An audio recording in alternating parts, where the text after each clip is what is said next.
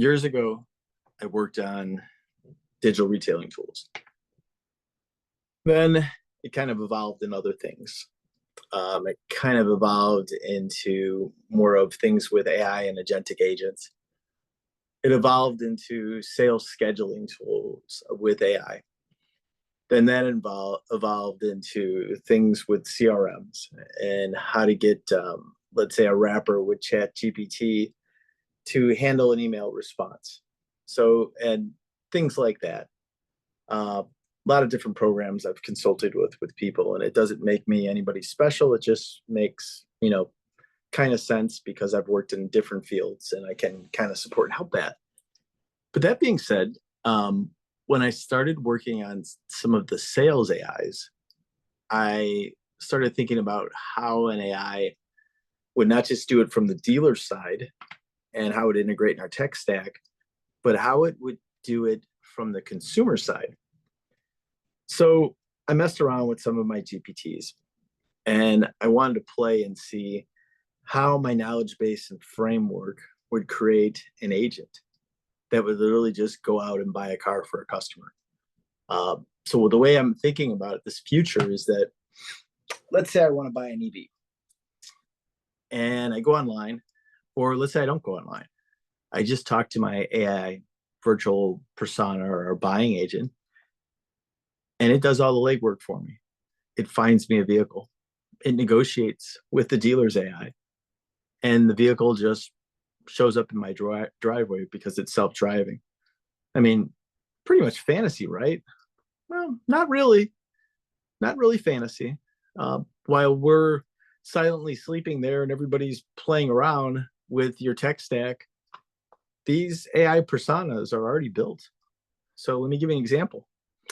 Negotiate and lock a deal on a 2025 Subaru. So I wanted to go out and find me the vehicle locally. Now, the next step would be for it to negotiate with either the dealer's AI or send the lead in or however well it does it. So think of, let's see, what's a good example? Auto Bytel and maybe Amazon get together and they build a hybrid of helping a customer buy a vehicle from a virtual dealership. Interesting theory there. A virtual dealership that I could just Apple Pay and boom, have a car show up. Sounds a little bit like digital retailing. Sounds a little bit like another brand that didn't, gatekeep their digital retailing. Let a customer shop, and when they're ready to buy, they just kind of Apple paid and they could go and pick up their vehicle. Interesting, right? Well, I was told that digital retailing would never work.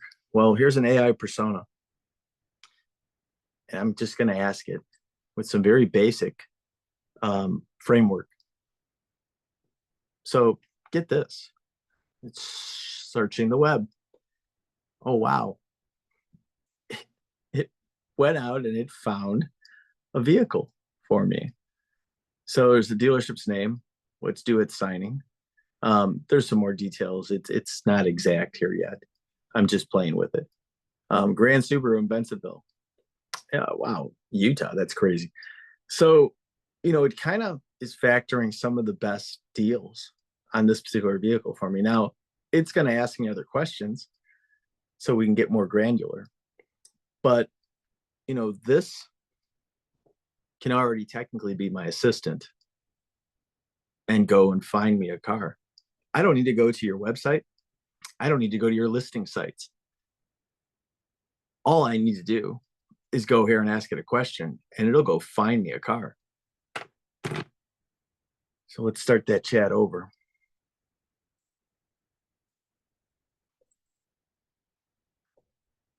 Find me the best EV, SUV under 50K for a family. It's going to search its knowledge base. Searching the web. So by the way, your AI or your AEO needs to, you need to get on the ball with it. You need to have a good SEO company. SEO isn't dead. It just got rid of substandard SEO right now with AI. So top electric vehicles for families. Well, it's kind of telling me the Equinox, the Hyundai, the Kia. I don't know if I believe it, a lot of this, but okay. So an ID4. All right, interesting. So AI has an opinion, but is AI my trusted resource? Did Google just drop down and search the past couple of years because people are going to, I don't know, ChatGPT to find answers about a vehicle? They're going to Gemini maybe to get a trading value. It's not always right. We looked at it the other day, and I think somebody challenged me on the question, and he couldn't get it to come out the same way I did. But what happens in my zip code in my search, and for me, and it understands my shopping habits and my trade-in, it could give you a different value. Okay. So now let's take perplexity. Wow. There's an AI tool that pulls up a lot of neat research when buying a car, gives you citations and gives you all kinds of articles, simplifies a consumer's shopping path. Let's say you brought in all that data from a customer standpoint. And let's say I go here and I say, provide me with a list of local dealers.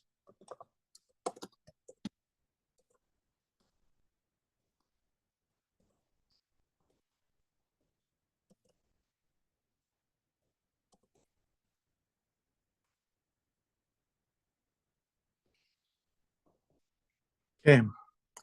Again, your SEO and everything has to be working properly. Wow, I didn't tell it I lived in Naperville. Interesting. It must have learned. Chevrolet of Naperville has another option. Mapleton Valley Hyundai, Gerald Hyundai. So it's taking its recommendation of the type of vehicle. Bill Jacobs, Castle. Wow. So I want to buy local. Find me a VW. Show.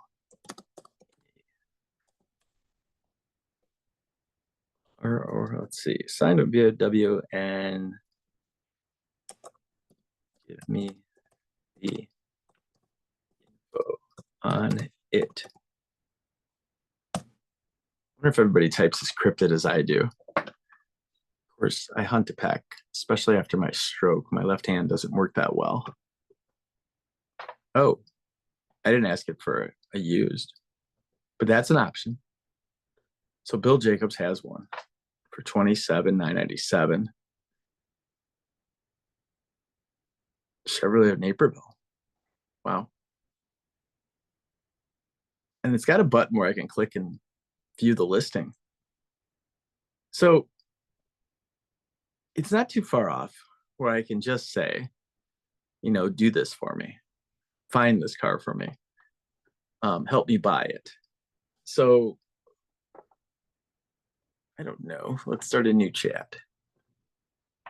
Compare insurance for over the lifetime to the cost of a vehicle. I'm not interested. What's the best time? You know what? Here, I want to buy a small Chevy SUV, pre-owned, one owner,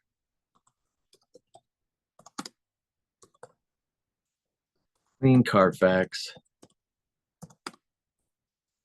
under $500 a month.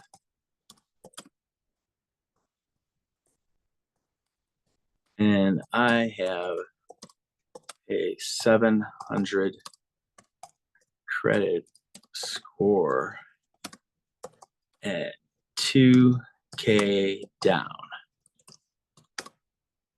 No trade-in. I'll spring that on the AI later. Searching my knowledge, searching the web. So this is going to be an interesting thing. Top pre-owned Chevy SUV options: 2019 Chevrolet Equinox LT, estimated price $18,000. Location nationwide. So I'm not getting the location. So again, it wasn't that granular. I asked a lot of questions. Find one locally I can buy today need dealer's name and number, but I want to buy it from a new car dealership locally today.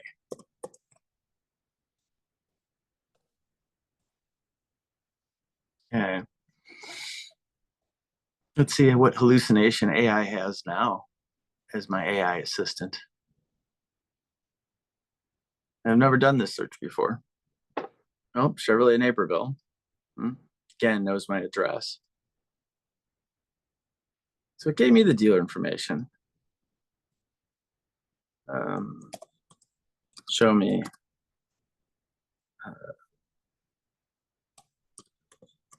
vehicles they have in stock like I requested.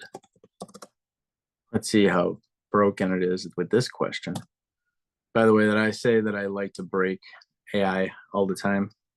And before I put anything in a tech stack, I like to break it.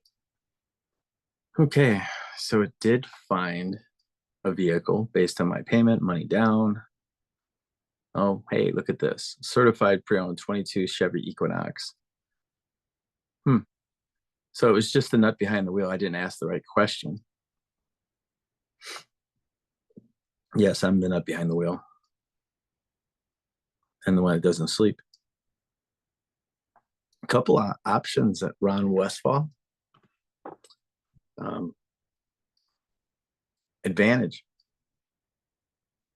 Wow.